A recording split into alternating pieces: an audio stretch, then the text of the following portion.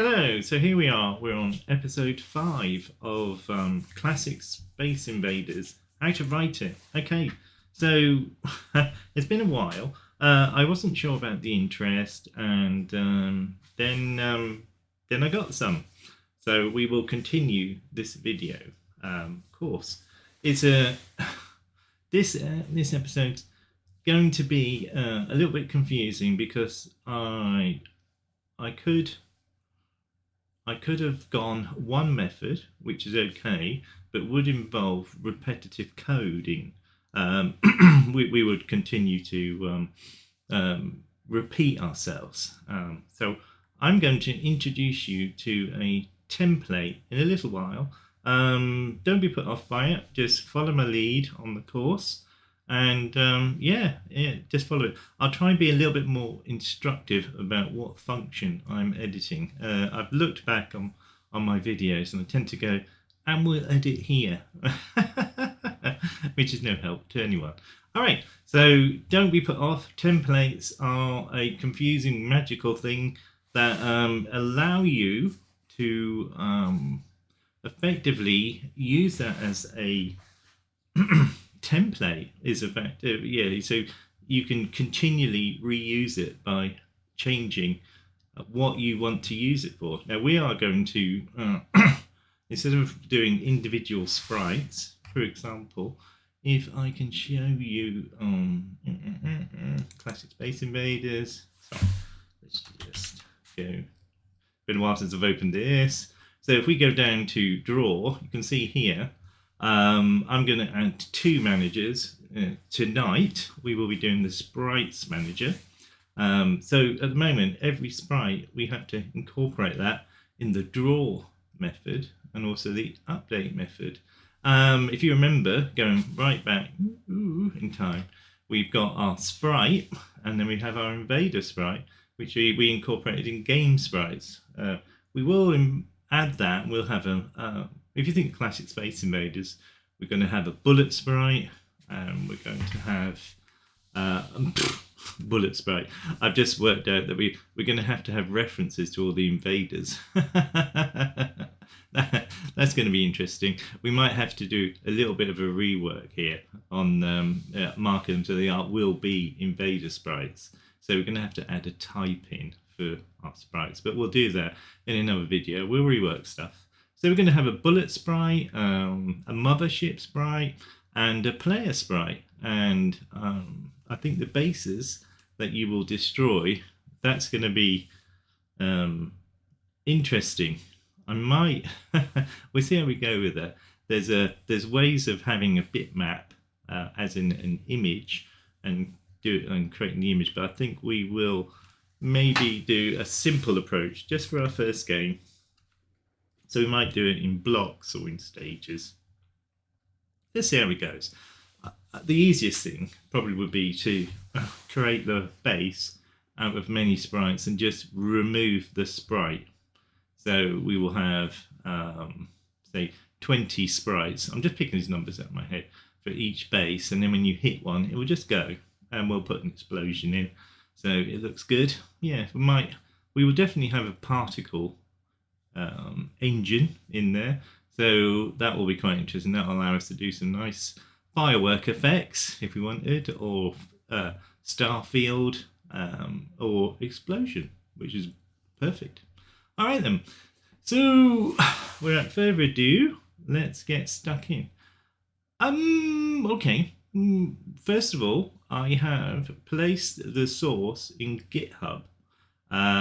For those who I will leave a link to the GitHub repository, but I will just show you. Okay, here. So it is in my GitHub. So Neil Beresford, and I have a repository called Classic Space Invaders Project, and in here I will put the source code. Now I put the source code in as it is at the moment, and I've tagged it. So don't go into too much details. I can show you how to get your source from GitHub. Okay. Only trouble is I haven't made it read only, so people might edit it. So I'll have to see it's public. I'm hoping I will have a look and make it read only. So for now, yeah, assume it's read only, so you can get the source, but you can't check in. You can't. You'll have to edit the source it is, but you'll get a copy of that source. All right. The easiest way to do that is if you have a look in. I'll give you a link to this. So we're in Classic Space Invaders projects, and here you have our main. And main is our working branch, which I've just checked into.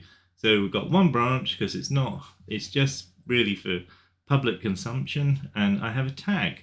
So if you click on that tag, you'll see I've tagged it with the name of the last video, which is EP04C. All right. If you click on these little dots here, this is the message that I put with it. So it's Invader Smokes created, now onto managers, which we will go to in a minute. So you can grab this by just clicking on the zip and then downloading it. Very easy to do. I'll leave this little bit in the video so you can see it. Also, if you go back, I've done some instructions here for tags, and this is what our current to-do list is. I will update that at the end of this video. Okay. All right. The beauty of having this tagged is that if you actually get a copy of the current source, you can effectively jump between the tags to compare the code. It will become more clearer when you actually use it. If you just want the source code to build or just to compare, you can download it by the tag. All right, lovely. Let's get back to it, baby. All right, so let's quickly run it. First of all, make sure it runs. Yay. Okay, so we have our this will change. All right, so managers are the thing. So let's get stuck in. All right. Managers. So we're going to have a template for a manager. I have already written this, so there might be some little bits of pauses as I'm checking my source to go along. I developed this offline because it took an hour or so. Let's say when I learned C++, templates were a thing to be designed in the future. And well, obviously then moved on to C#, and yeah, so I only use templates as and when, and to incorporate templates now, the way things are going, they've changed them a little bit. So it did involve a little bit of reading online to get it all to work, but it's all working fine, and makes it nice and easy for me to explain it without the silences that you would normally get. So first of all, we are going to create a new module directory. So I'm going to go onto modules, right click, go add new folder, and then we'll call it managers. I'm using my I'm not using my headset, so you're going to hear lots of tapping of the keyboards because I thought I'd use me nice mic, and it makes it more comfortable for us. All right, so in managers, now we are going to create a thing that's called team manager.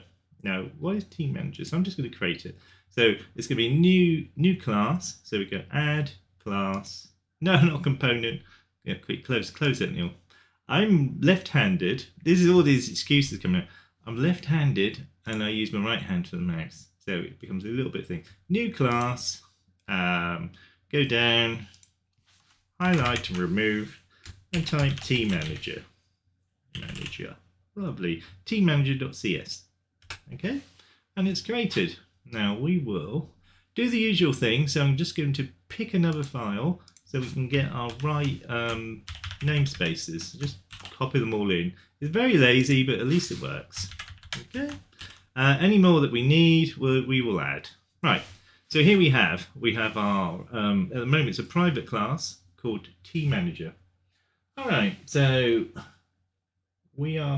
this is going to be a little bit different. Okay, so I am just looking down at my notes. All right, so first of all, we're just going to create our Team Manager class. Now you'll have to bear with me on this. and I'll try and explain as I go along. All right, so how many times will I say so? All right, public class team manager. Now it's a template. Just follow the format that I'm doing. Okay, so it is the greater than less than, and in here you want to do a T.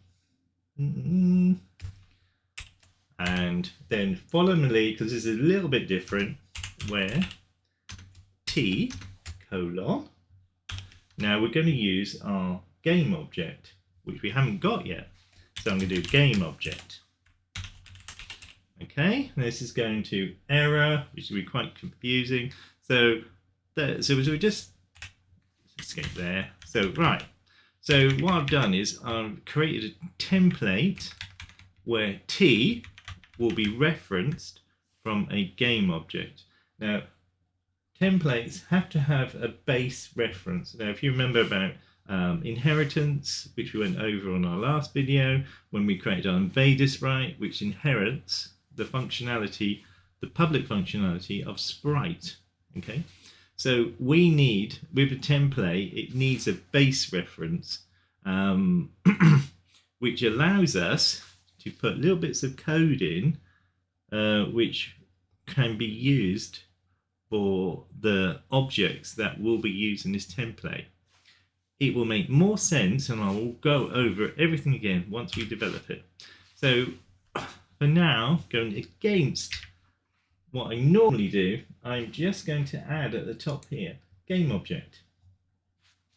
Okay, so, oh yeah, wrong editor. Wrong editor, Neil.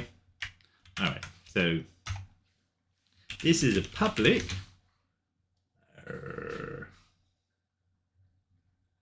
class, and we call it game object, and it's inherited from game interface.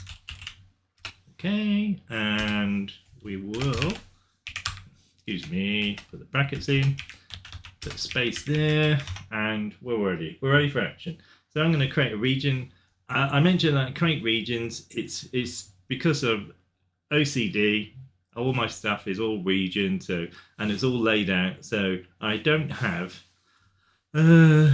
data members mixed with public functions and privates and constructors halfway down. They're all grouped, which makes it very easy to pick up and learn. Anyone with any knowledge can look at my code and quickly pick it up. That's essential as a developer working in a company.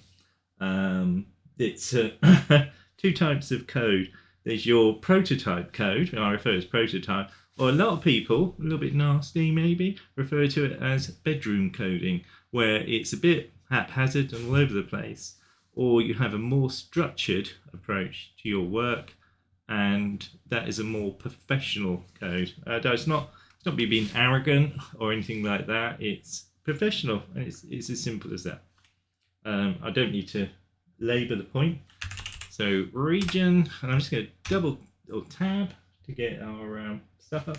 I'm going to do properties. I can't spell for life nor money. Okay, just do enter. Now in here, I'm going to do a public property, and that will be an E32. Bear with me, so it'll all be explained. I'll call it base ID.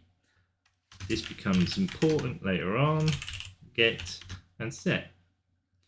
These properties, this is a lazy approach for doing a get and a set. And also, if you're not having a private member, it's a little bit lazy. All right, got a little error there because we need to include a system. And that will give us our types. Lovely. So that's our basic there. All right, now we're going to do simple constructor. So I do that in a region. Type. Constructors. I always add these in. Very few destructors in C#, but you might have multiple constructors. So we just have our basic one. This is really essential. If you don't have this in, it won't work, and it comes up with some very peculiar errors. Okay, just nothing in it. Nothing in it. All right. So our next region. So do a new region. Tab, and we will call it. Okay, public functionality. Public functionality. Right, lovely. Now in here, we're going to get our 4 main functions which are inherited from our game interface. Now I could click up here, add them, but I won't. But I'll show you. So if you do, so if I go on there, oh, so annoying. Show potential fixes. So you could implement interface, which will do these functions, okay? But we'll write them, okay? So first one, they've done in alphabetically here, so I'm just going to go along. So it's public. Now we're going to make it virtual because we're going to allow our manager to overwrite our functions. So it's, if you remember, just think of this. In our game interface, we have an abstract function, okay, which means that we have to have a virtual function, if that makes sense, or a defined of that function. Abstract is purely as it is. It's an abstract class. There's nothing in it. There's nothing in that function. So you have to implement that function. Now we implement it with a virtual keyword at the beginning, which allows us to then override that virtual. This is what they call polymorphism, which is unbelievably wonderful when you're using it. Yeah, it's very good. You could have draw, well, as we saw with invader sprites, you have a draw within your invader sprite, and you create a sprites list, go through, do the draw. Because it knows it's an invader sprite, it will use the draw from the invader sprite and not from the sprite. Very clever, because we went over this because we flipped our invader, didn't we? The code's still in there. It's very cool. All right, so I'll just quickly do these. That's virtual, void, draw, and it's a game time, and I'll put game time in lowercase. Lovely. We won't put any code in. Just leave that as is. I'm going to be lazy. We need to do 4 of them. Our next one will be initialize.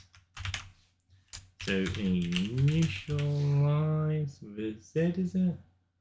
Yeah, this. Is that American or English? I don't know. All right, so initialize, and then we have our load content. Load content. Okay, now what I'm doing is just, these don't have any parameters passed in them. All right, and then public, I'll just type this one in. Virtual void, and then this is our update, which needs a game time.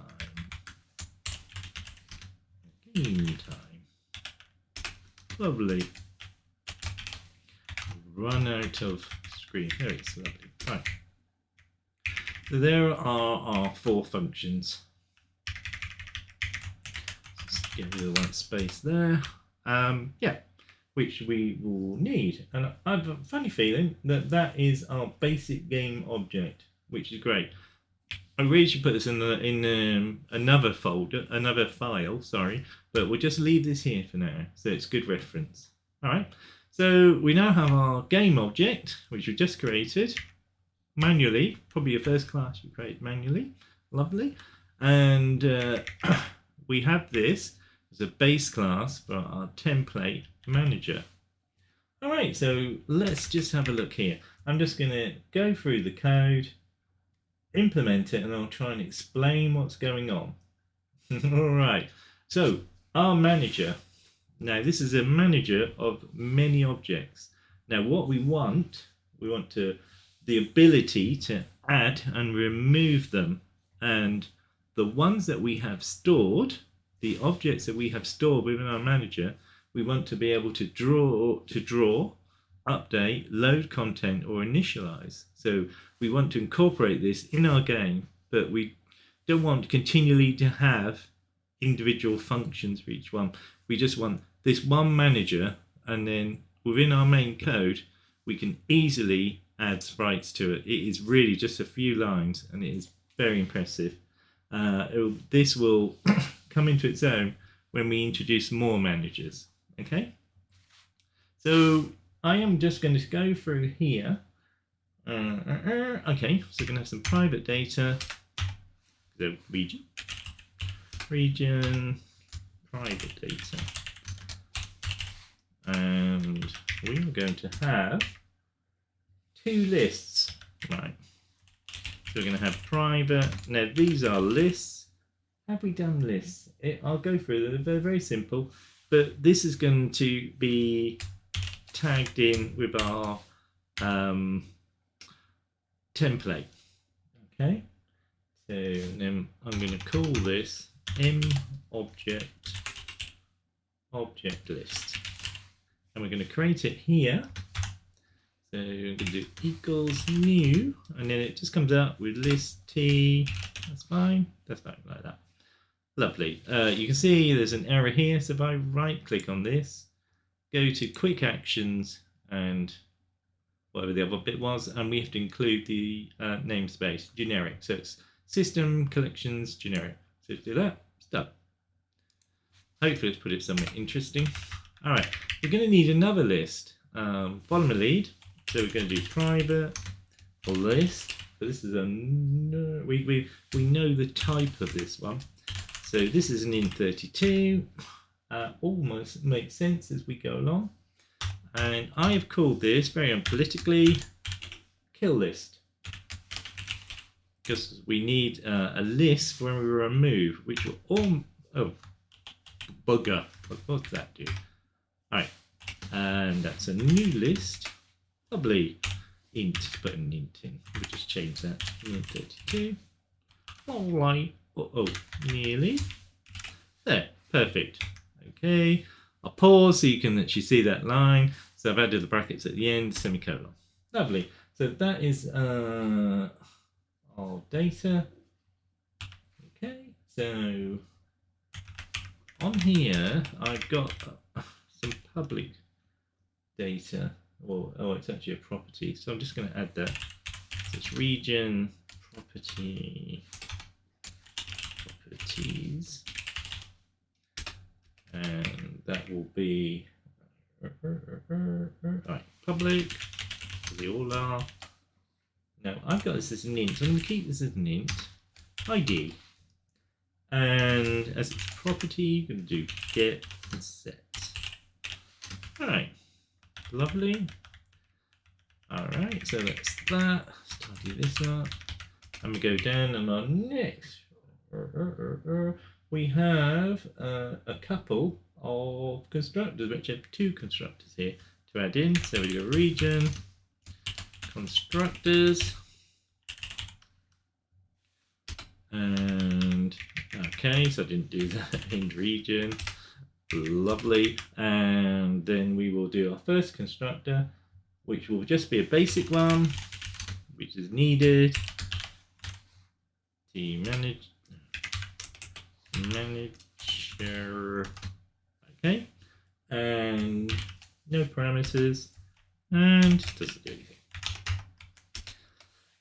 Excuse me, apologize. Our next constructor actually does stuff, and that's the one which we'll use for our template. So it's public. Can I spell public? Public T manager. T manager, not I manager. T manager, and I'm going to let's have a look. Pass in T object. So put obj. Okay.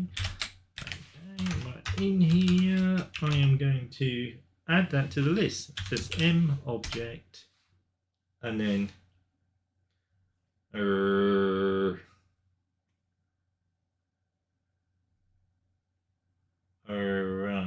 Oh, I've got you. So I'm creating a new list with this type. All right, I looked at my code and I thought, that's not adding. All right, so it's equals, and we want a new list because it's a list, and we will have it of type, right? There, and we have we'll set our ID because this is an initializer, and we'll set it to 0. Lovely. All right, and so now we go on to public functionality. This is where I'm going to write the functions, add, kill, and then we're going to have our virtual update and draw. Okay. Then we'll have a private function called remove, and this will all make sense. It all looks a little bit scary, but when we've done it, I'm going to introduce you to a nice way of commenting. So we'll do the code, and then I'll go through, comment it, and hopefully you'll understand what's going on at the end of it.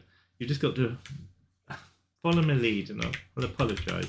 I couldn't think of a nice way of doing this, but it's important to get this video out of the way. All right, and so this is going to be public functionality. Public functionality. Ooh. All right, and we're going to have our add function.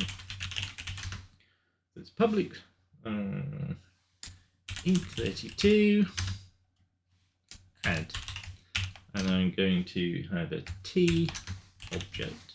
Okay.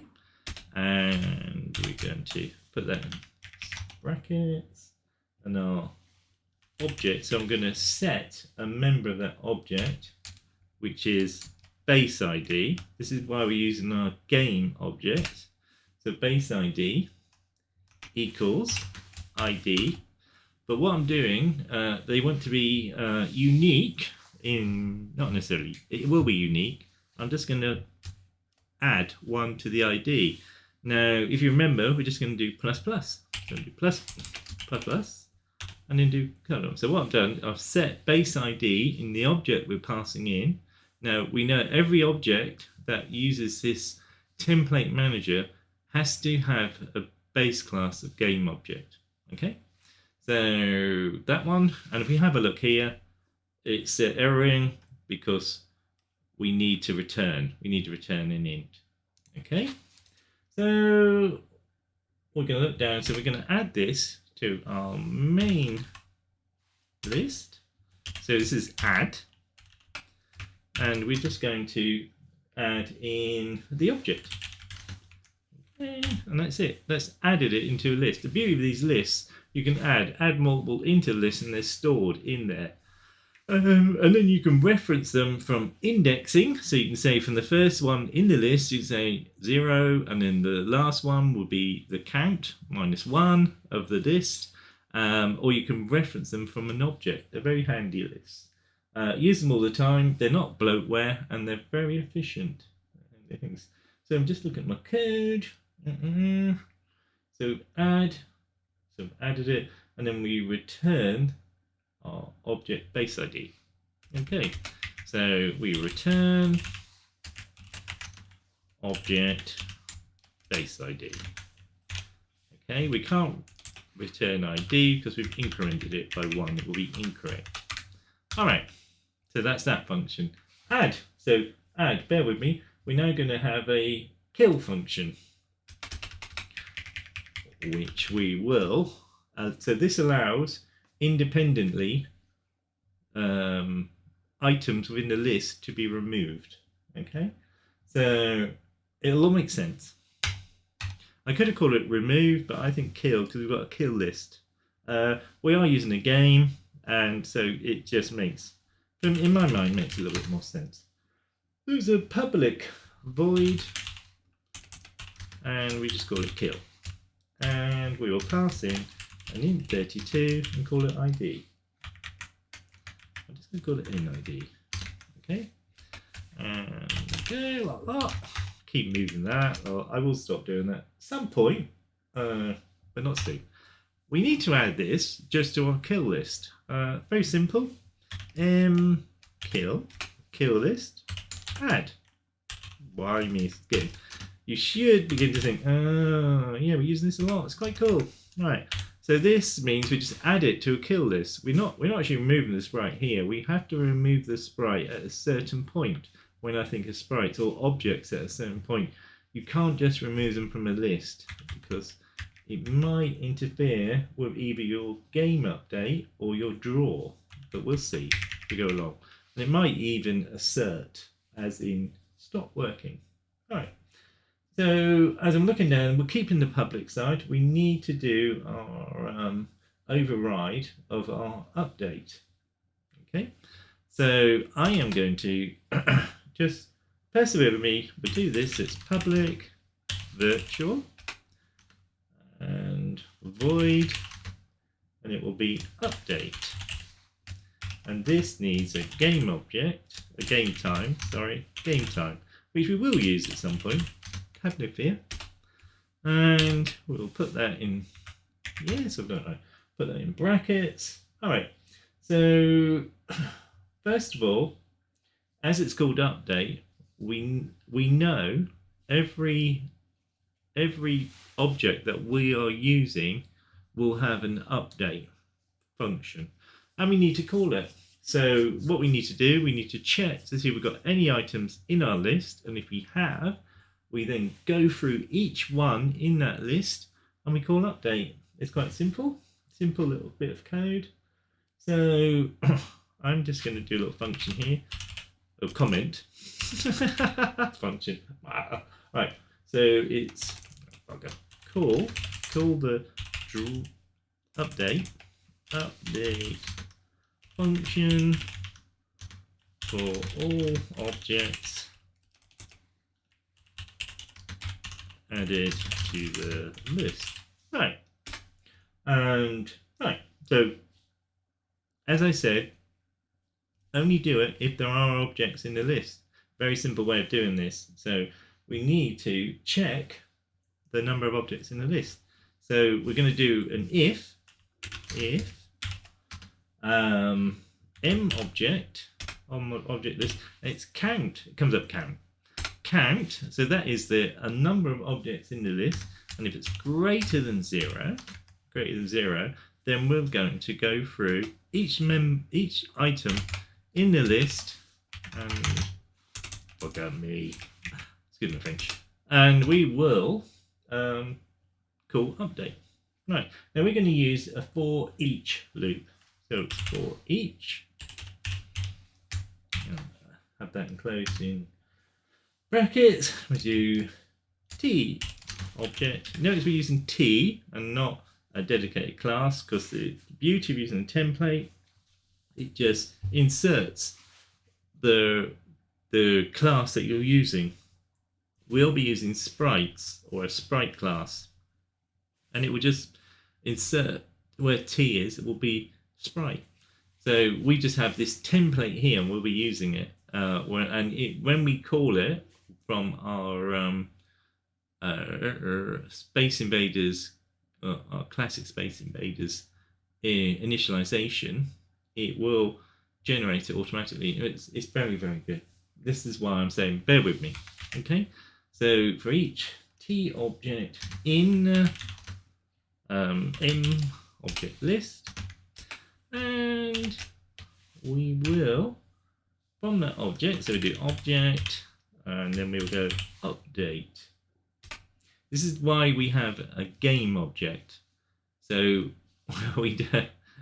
so as long as it's got a game object attached to it, we can call all this functionality without the nightmare. I could not work out how you would even do anything apart from doing it this way. All right, so that's that. Now we are going to handle removing objects if they've been flagged as removing. All right, so I have tested this. You're going to have to bear with me. Okay, so I'm just going to put remove any killed objects. Right, so same thing. We have our kill list.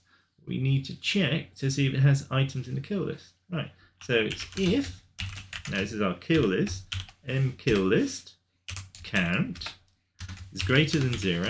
Lovely. So, and let's just get, so you can see the end of the function.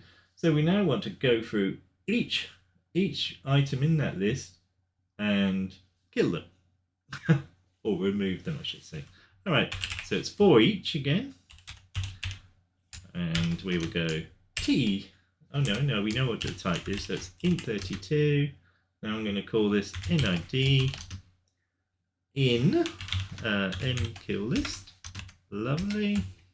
And in here, we are going to just put a function down, which I mentioned. It's a private function that we're now about to create, and we are going to just put it down here. Remove, and we'll pass in the ID. Okay. The NID. So this is for each int that's in that list. We'll call remove with that ID, with that int. All right. So at the end here, within this list, the last thing we need to do is clear the list, or else we'll be continually trying to remove the item every time we call update, and we don't want to do that. We only want to do it as and when. So we need to clear the list. It's very simple. You can almost guess. Have a guess what the function will be. Clear. Clear. You might have said clear list, but clear is fine. All right. So that is that function. Okay, so let's just tidy this up a bit. And down here, we are going to have our last region for here. It's going to be private functionality. Right. And in here, we need our remove function. Lovely. And then we're going to come back and do the draw. I forgot about that one. Let's just do the remove function. This gets a little bit tricky, and bear with me for each one. It'll introduce a new concept. Okay, so we'll do private, and it's a bool, which I am not testing on my thing, so I will go back to this. I just noticed this.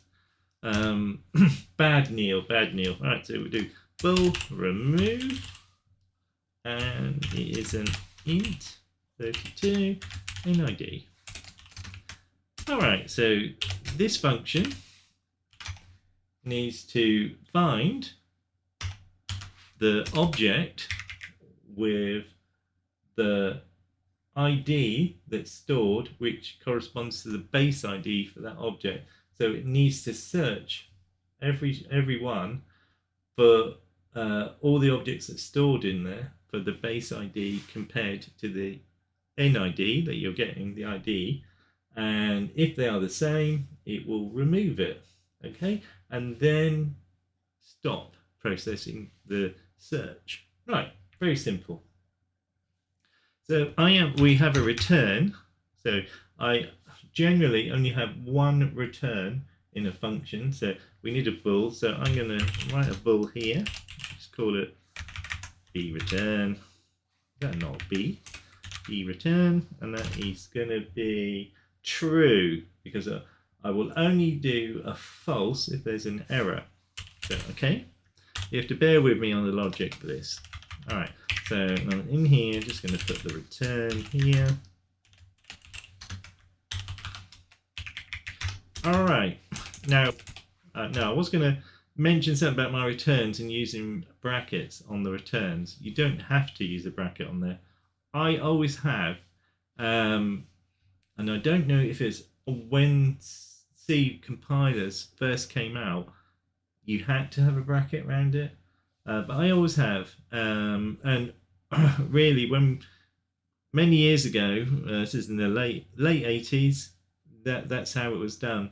Now it's like not done, but I like the brackets there because it also allows the calculation to be done, because sometimes you return more than just one value. You can actually do a little bit of code and get the result of that sum or whatever you're doing and pass that back. And if you have it in brackets, it just means that it will calculate it and then return the correct value.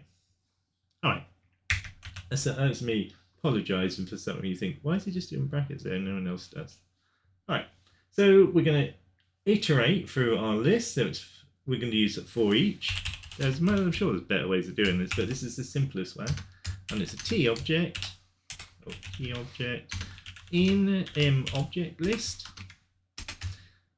And right, for this one, at this point, we want to compare the object base ID with the N ID. So if object base ID equals N ID, then we need to do something. Okay, I bet that, oh my god, I don't even know where that went. All right, so, oh, yes. That's the one here, sorry. So at the moment, it will iterate through, find something and not do anything. So, okay, so this, I will put this in here. So this will be unsafe code. And I'll explain why in a minute. Remove object. Right. So that will remove the object from the list. But what happens if there's a problem? If something happens and it can't do it. This is one of the times where you need, because it will throw in an exception. Now these are effectively, it stops the code, throws an exception, and it is very annoying. But there's a way that you can catch that exception, and return with your own error, or you can handle it, or you can print out your own message. You can. So it's called a try catch. So follow my lead on this one. So we're going to encase this in a try. So I'm just going to do brackets, put that in there, and we'll move this into here. So that one's a try, and then we'll do our catch. And do that, lovely. And that's it. So this will stop. If there's a problem with the remove function, which is in your list, if I won't do it. There's do help on it, do an F1 on it, and read it, and there's no return error on the remove, but it will do exert with exceptions, and there's a couple of exceptions. Object not found, and there's corrupt list or whatever. You need to catch all of them, but in truth, what we're going to do, we're just going to tell the user it failed, and we're going to do that by making our return boolean false. Now, I've said about booleans, I'm sure. Booleans only have two values, true or false. So it's a state false or state true. Okay. There is one thing I will mention as I type away, because we want to make this false. Some people will use 0 or 1. How wrong is that?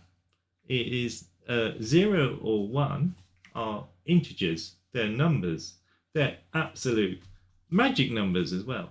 A true and a false are a type associated with your type, so they will be. So it's, I don't get it. I don't get how people can mix stuff like that. I've worked with people, and it's a case of it's unacceptable. Okay, if you have a type, only use the association for that type. Don't mix ints for booleans or things like that. It is the code will still compile, but it's not correct. Not correct code. All right. So looking at this, we need to do one more thing. Once we've found our, if you remember, I said once we've found and removed our object, we've achieved everything. So we don't want to continue to go through the list. We've actually removed an item from that list, so it messes it up. It becomes an unknown state, because it's then trying to go to the next one in the list, and the list has changed, so you might actually skip one. So at this point, because we're in a for each, we want to break out of it. We want to stop it, and it's a simple break command. So here we will do a break. So doing the flow, so we will go through each object in the list here. If the base ID is the same as our ID we passed in, we remove the item from the list with a try catch to make sure that it's I am actually going to put break there as well, because we don't want to continue because it's failed. Right, better, that's better. All right, so yeah, once we find our object, we remove it in our try catch, so we handle the exceptions. We say, no, we're going to handle it. We're not actually doing anything with that exception, apart from setting a boolean within our code and then breaking out the for each loop without it producing an error. All right, so that is very nice code, all done, and hopefully this is all starting to make a little bit of sense. All right, now I said we missed one function. We did. Up here, we missed our draw function. So we're quickly going to add that here. So it's public virtual void draw, and it's a game time of game time. Type it in, collect it, and what we do. It's really a case of going through the object list and just doing the draw function. So I've got two places that I do that. There's here I reference the object list, or here. So I am going to effectively copy this. Just move that cursor back, copy that, and then we'll put it here, and we will edit it. Not the thing you normally do, block, copy, and refactor, but it makes it easy. So in here, call the draw function for all objects added to the list. Right. So we go through. So if the object list is great, has an item in it, that count will be greater than 0. It'll iterate through the list and it will do the draw function. Okay. Hi. Okay. That's basically it. So that is our draw function. Perfect. Nice and neat. We have done so much. Bear with me. Let's see if we can get this to work. I don't want to have to pause the video to fix it and then come back and go, it didn't work. All right, so we have our sprite and our invader sprite. Now what we need to do, I'm glad I haven't got my camera on so you can see me looking somewhere else. Okay, so we need to effectively add a sprite manager. So let's have a look here. Right, lovely. So in Classic Games Invaders, if we go to the top, go to the top, Neil.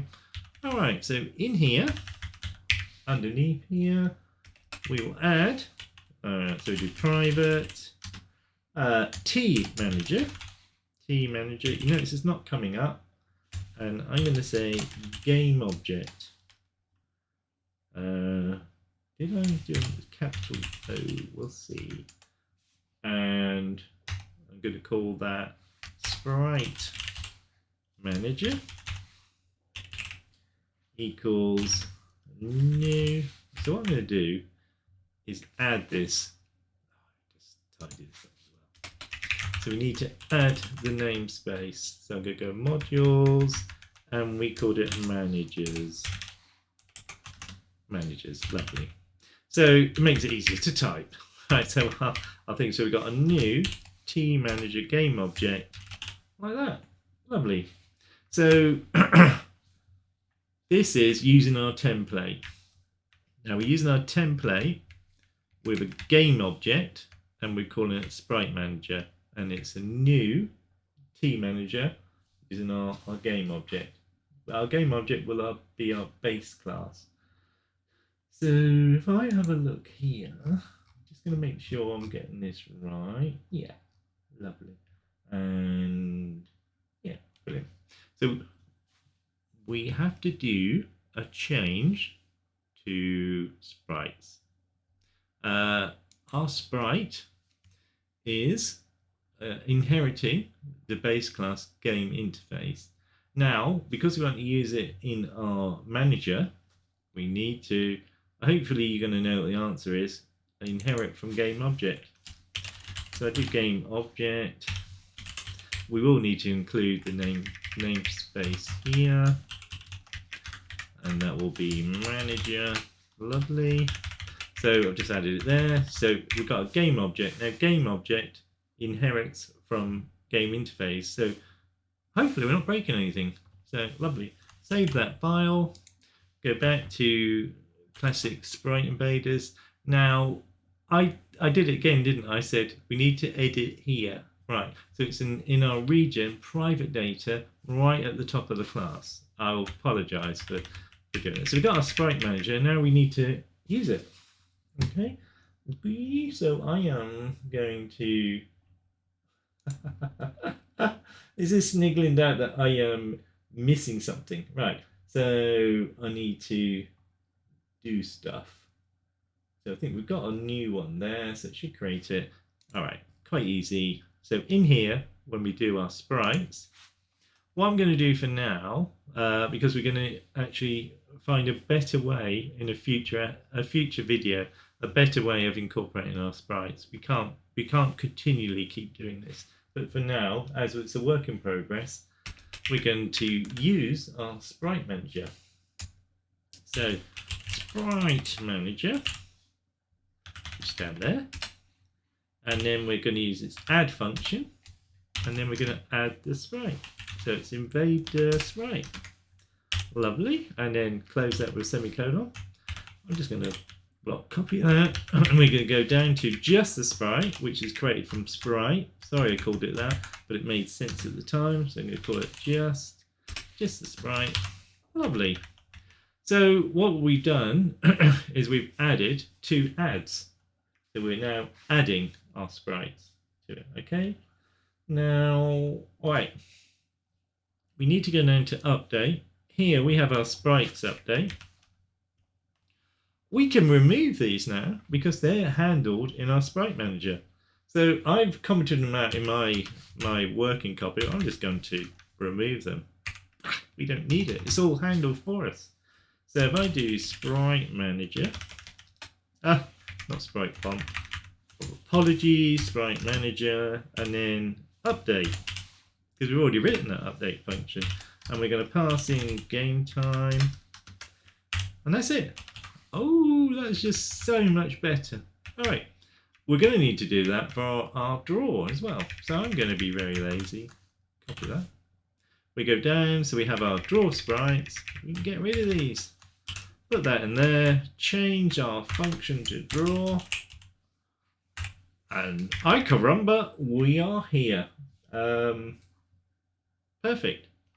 So let me just save this. I'm going to do Control Shift Save, saves all files. And here we go. A 5 for run. Holy Maloney, it didn't work. Okay, so what did we do wrong? Let me, so we've added our sprites here. So we've got our sprite manager. So what I'm going to do, I'm going to quickly debug this. So I'm going to put a breakpoint here on this. So we should have 2 sprites in our sprite manager. This is showing you, this is not me teaching you how to debug. This is me just quickly sorting out my code, but I'll let you see what I'm doing. Okay, so there's our sprite manager, and it's about to add it. I'm going to press F10, so it's added it. So we're going to have a look at our sprite manager. We've got 2 in our list. All right, and there's 2 in our Vader sprite. Looking at this and our normal sprite, that looks good. All right, so I'm going to go to our update. So let's just do that. Go to update. All right, so we're now in our update. So I'm going to step into that. So F11 for stepping in onto the update. Where did it go? Oh, there. It didn't actually. I didn't actually mark it. Great. So this is great. So there's our update, our object. This has got 2. So we're going to iterate through them. Do our update. It's cool. So it's F11. Okay. So this is going into here. All right. I have a funny feeling I've done. I should have used an overload. Hang on a minute. Let me pause. All right, I'm back. Silly Neil. All right. In sprites, I want to make these overrides. This is where I spent an hour or so on it. So I'm changing the virtuals to overrides for these 4 functions because we need to override them. All right, because they are virtuals and we need to override them so we can override them again.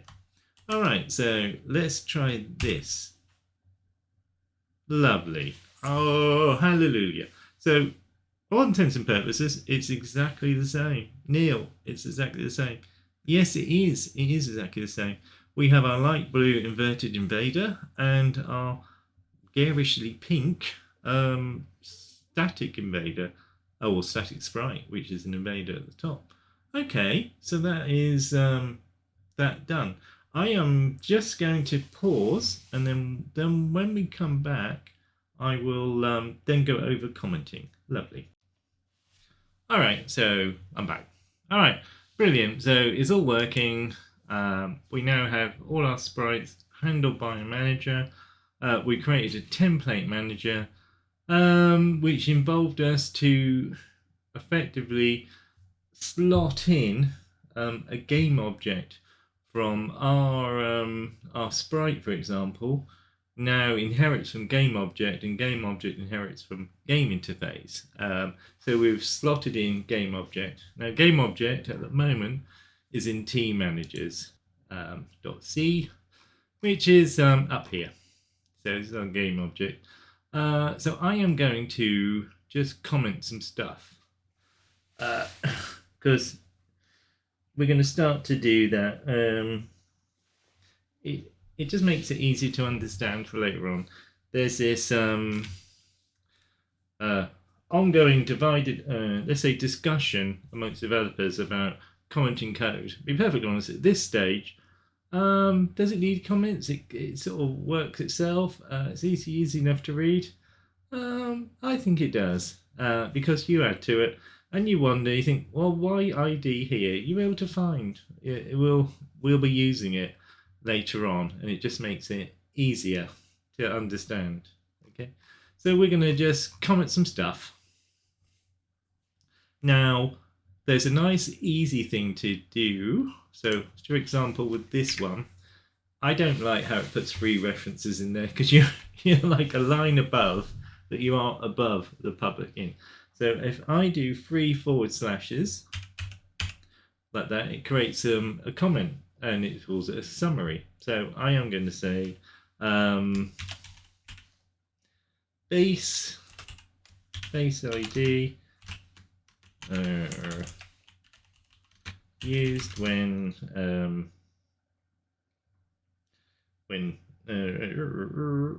accessing.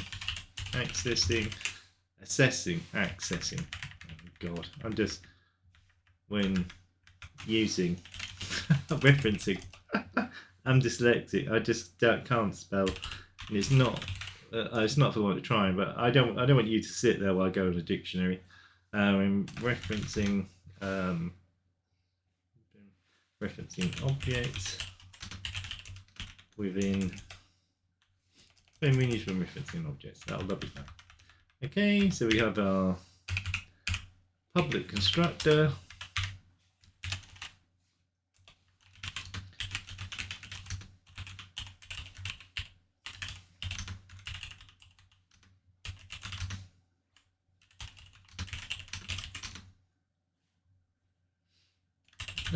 It's all a little bit confusing constructors.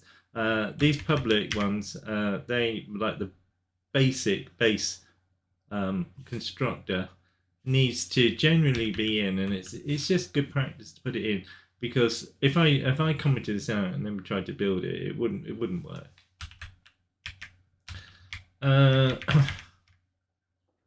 When used with the template, for example. Okay. All right. So we've got a public functionality. Right. So this is where it gets into its own because it's sorted out the parameters. So we can put a comment in for the parameters. All right, so we're going to have, so I'm going to put virtual draw allowing, I don't know, so I'm gonna because I know this is a game object with game interface.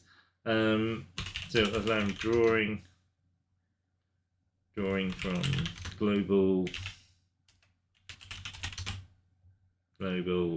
sprite batch. Okay, that makes sense to me.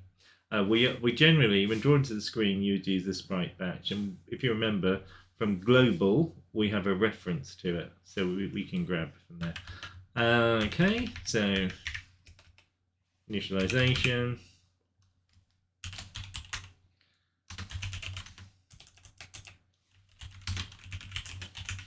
When initializing the object. Oh, these all make sense. Load content called at loading of the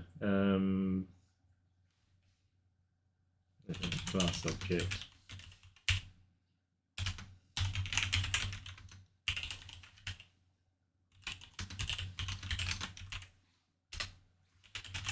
Okay. All right, so it allows resources and other things to be loaded as and when. You might want to make sure that your fonts are updated and things like that, or your sprites. So update called, just one, periodically. Hopefully I got that right. Called periodically to allow so update. So it's a book. So I'm going to put actually, I say game progression, and well, let's put sort of sprite movement, for example. All right. So now I'm up here. I'm going to put. Just put it's structure passed in containing the current frame times. Okay, so we'll just copy that. We'll put that into draw, which is update. Sorry, which is here. Lovely. And that's that. That's sort of, to me, it makes a little bit more sense. They're broken up, so you can actually see where items are, and it's quite good. So we'll do the same for here. Sorry, I'm not sure. Oh, you don't get that. It's my Alexa. We do the same for here. No, it didn't come out again. Weird, isn't it? All right, so this is our object list, stored template objects, and here we will have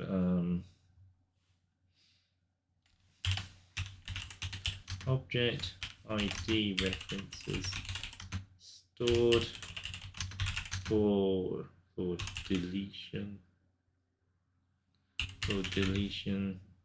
after update processed. So we added it at the end of update. Lovely. And then we got our properties. I'm going to leave that one because we're not using that one at the moment. So we have our basic constructor.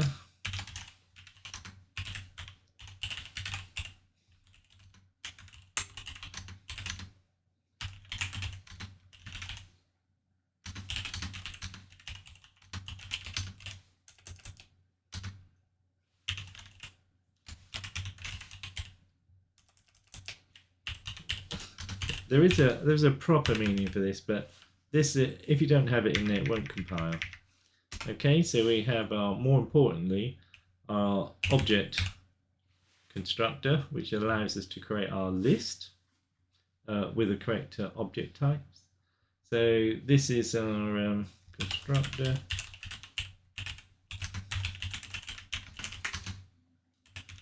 And the object to be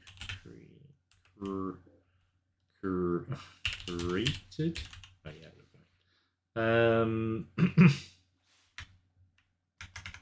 the object list to be created with the correct class. That makes sense. Structure type. Right. That covers everything. And we've got our object.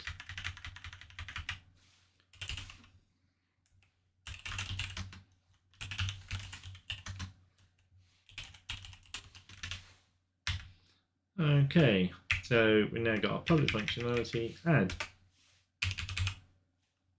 Alright, adds the past in object to the object list. And that's basically it. So this is object to be added to list. Did I put a little rubbish there, like wobbly? Returns. Returns. I'm going to put returns the unique. We're not actually using this, but you can use it for reference. The unique ID for the object that has been added to the list.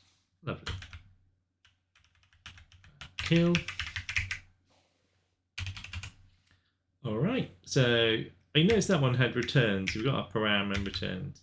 If you've used Doxygen, it's very similar to that, but I'm not sure. There used to be a document generator which would generate a document showing all these comments and the associated code. I don't think that's still available, but it's a good practice to use this, as it generates it automatically with 3 slashes. All right, so this is our kill function. Call this to allow the object to be removed. Okay. Now this object for removal will be the sprite base ID. So when you add it, you will store your ID and then you can remove it as and when. All right, which we will do when we remove invaders when we kill them, or bullets when they go out of range.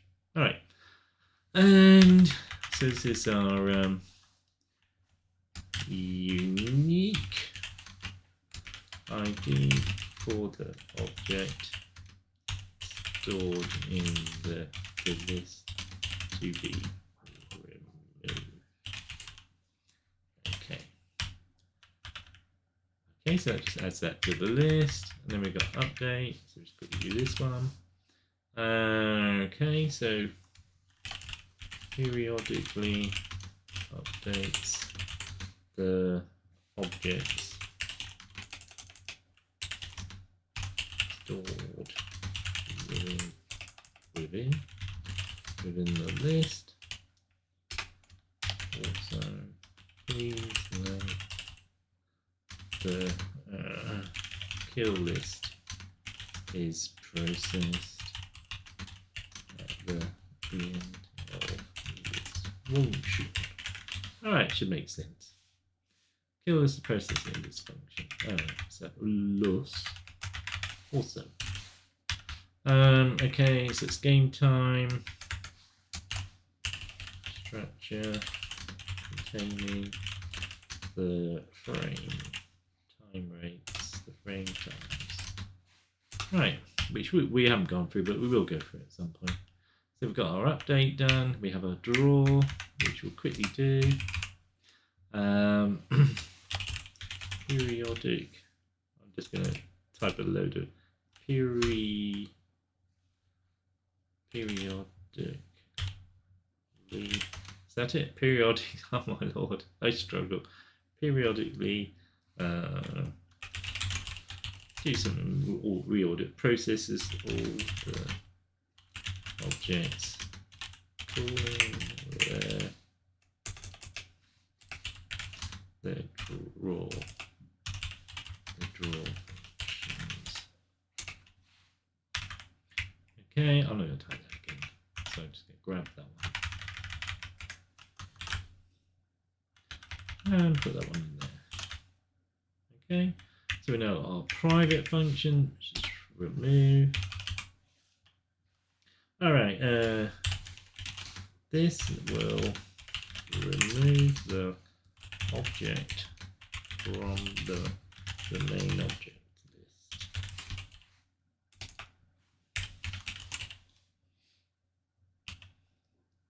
list.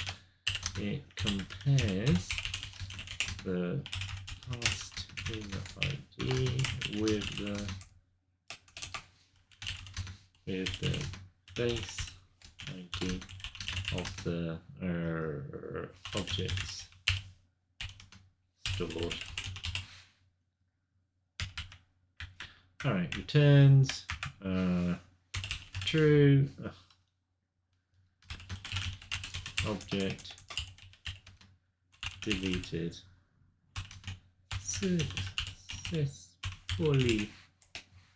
All right, lovely, which it does do, and that's basically it. So to me, that makes a bit more sense. We commented it. I think at some point we will do a function header, but I'll no, a file header. So, but I will think about what we're going to do on that, and yeah, we'll take that one from there. Maybe maybe on the next part. I won't spend too much time commenting this. You don't have to add the comments in, but I just think for now it just really helps. And using the free slashes, it fills in so much for you, and you just fill in the gaps, and you basically, I don't know, when you're commenting this code, put your interpretation of it. You might find better words, better English, or you might use your own language, whatever. Okay, so we'll save that. We'll just make sure it builds. All right, lovely. So I am going to, I think we've gone well over on our time. I don't know what the time is, so I apologise. Just going to quickly summarise. No, what was I going to do? I think the benefits of templates. I'm just going to quickly go over what we're going. If I think about what we're going to do, I will quickly add that in. What I was going to say, sorry. If not, it'll be in the next video. Okay, so what have we done? Oh, Neil, what have we done? We've done a lot. Thank you for keeping up with me. Why I've introduced you to templates is just makes it so much easier. Thinking about it, you can have a different manager for your UI, for your scores and things like that. You can have them as sprites. You could have a menu system which pops up over the game. So you can pause your game by having a control within just that sprite manager for your game, which doesn't call the update but does the draw. So it's quite cool. You can add extra functionality to it. But yeah, so you can have several managers for the various, not just generally for different things, but for different sprites that are going in. So we could have 4 managers going. One for the motherships that go across, one for your bullets, one for your sprites, for your invaders, and one for your player. And then a whole load which for your bases. So we could do it that way. That would be interesting. It's certainly handy because we'd have a handy reference for all the sprites we happen to mark them. That might be an interesting way of doing it. It's not a way I've never done it before. I've always been a little bit more type the sprite and then search for each one, but this might be a better way of doing it as we will group everything together. Yeah, and this will highlight the reason for just having a template manager. It just means that if I just show you, I'll just show you. Right, classic. So we're in here. Well, when we created it, it's a little bit confusing because instead of just creating a class, we've had to pass in our type. Now we passed in game object. There was an analogy that I read, which was zoo animals, which I thought was quite good. Because you want to create if you are moving your animals from one zoo to another, you want to create a storage. So instead of a manager, they called it a storage. Now, you don't want to create a storage of animals. You want to create a storage of cages. So you would create your storage with cage, and every animal will be linked into a cage. So it will be derived from a cage. So where we have a game object, each animal will have their cage. So all our sprites and stuff will linked into our game object. So our game object is just a game object. So it doesn't, and each of our invader sprites and our normal sprites, which we currently have, will fit into a game object. So you just need to use a game object. So it's very good. So I might do that on the next video. This will progress the game a lot more.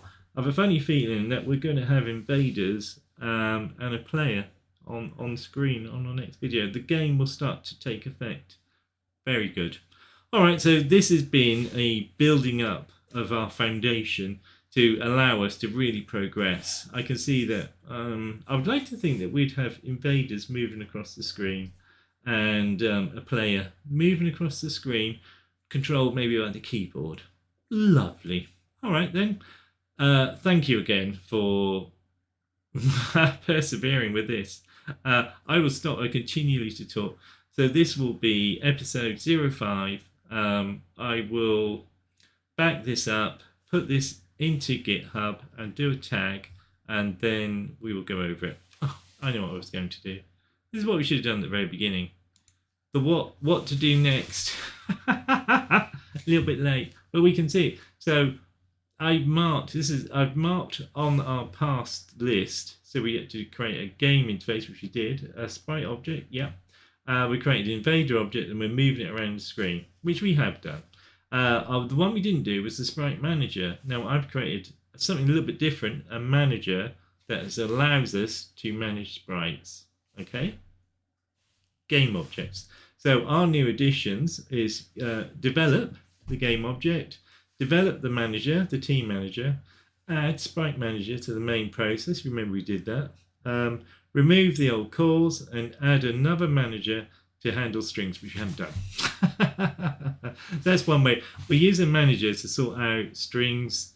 I will do it at a later date. I think I'm going to concentrate more on us getting the game together. But we'll continue. This list will build. Okay, and I've done a little reference note here. The team manager is a template manager that controls the addition, removal, and update drawers, etc. because its base class is a game object, and the game object derived from game interface handles your initialize, load content, update, and draw. They're all abstract classes that you effectively override with your own class.